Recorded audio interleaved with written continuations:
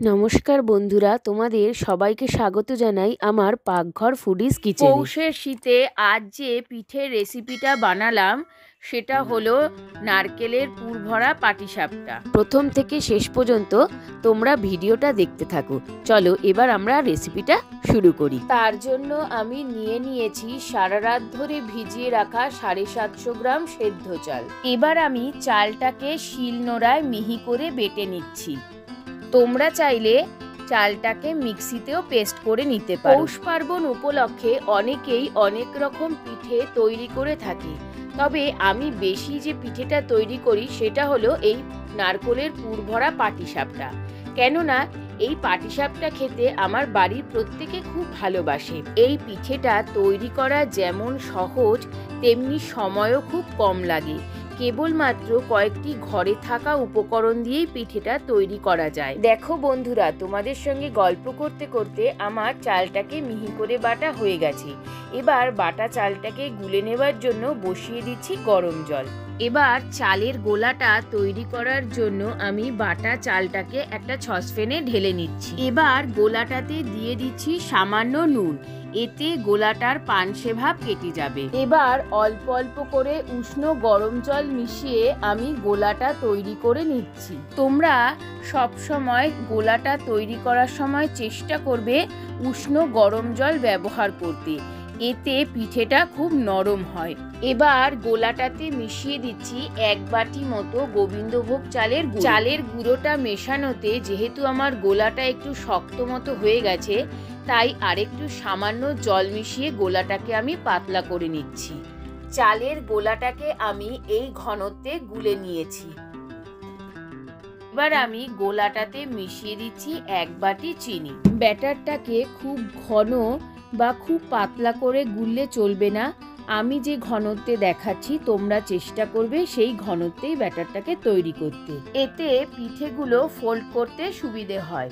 এবার ব্যাটারটাকে আমি 15 থেকে 20 মিনিটের জন্য রেস্টে রেখে দিচ্ছি। পুরটা তৈরি করার জন্য নিয়েছি 2টো কোরানো নারকেল, আর নিয়ে নিচ্ছি 400 গ্রাম মতো গ্রেট করা পাটালি গুড়।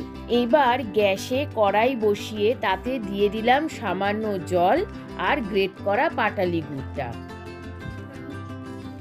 নেড়ে চেড়ে গুড়টাকে পাতলা করে নিয়ে তাতে দিয়ে দিচ্ছি কোরানো নারকেল। তোমরা চাইলে গুড়টাকে নারকেলের সঙ্গে একেবারে মেখে কড়াইতে বসিয়ে দিতে পারো। নেড়ে চেড়ে নারকেলটাকে আমি পাক দিয়ে নিচ্ছি। নারকেলটাকে পাক দেওয়ার সময় খুন্তি দিয়ে অনবরত নেড়ে যেতে হবে, নইলে নিচে লেগে যাওয়ার সম্ভাবনা থাকে।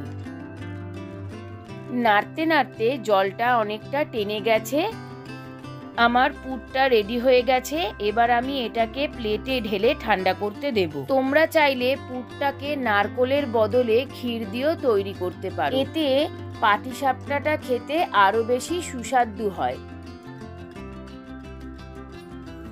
গ্যাসে আমি তাওয়াটা বসিয়ে নিয়েছি, এটা গরম হতে থাকুক। 15 থেকে 20 মিনিট হয়ে গেছে।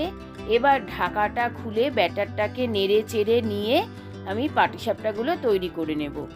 একটা বেগুনের বোটা দিয়ে তাওয়ার ওপর তেল ব্রাশ করে আমি 1 হাতা ব্যাটার ঢেলে দিলাম। এইবার হাতাটা দিয়ে ছড়িয়ে ব্যাটারটাকে গোল করে নিয়ে তাতে দিয়ে দিলাম নারকেলের পুরটা। এবার স্প্যাচুলার সাহায্যে গোলাটাকে ফোল্ড করে নিয়ে এপিট ওপিট ভালো করে ভেজে নামিয়ে নিচ্ছি।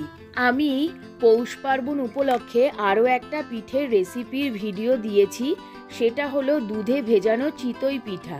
তার লিঙ্কটা আমি ডেসক্রিপশন বক্সে দিয়ে দিলাম, তোমাদের কাছে দেখার অনুরোধ রইল।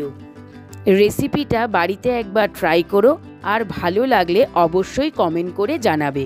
আর রেসিপিটা ভালো লাগলে শেয়ার করে আমাদের পাশে। Thanks for watching.